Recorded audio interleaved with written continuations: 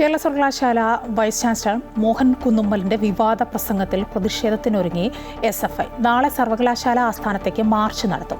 VC-ക്കെതിരെ KSUവും രംഗത്തെത്തി. RSS സംഘടിപ്പിച്ച പരിപാടിയിലെ പ്രസംഗത്തിൽ വന്ദേമാതരവുമായി ബന്ധപ്പെട്ട് നടത്തിയ പരാമർശമാണ് വിവാദമായത്.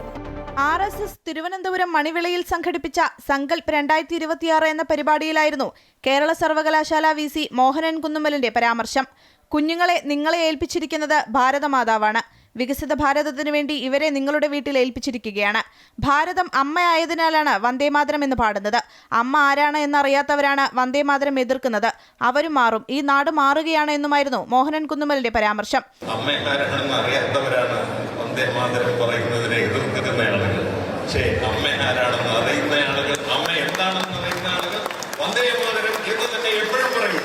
പരാമർശത്തിന് പിന്നാലെ ശക്തമായ എതിർപ്പുമായി SFIയും KSUവും ഉൾപ്പെടെയുള്ള സംഘടനകൾ രംഗത്തെത്തി. VC പദവിയുടെ അന്തസ്സിന് നിരക്കാത്ത വാക്കുകളാണിത് എന്നാണ് ഉയരുന്ന വിമർശനം.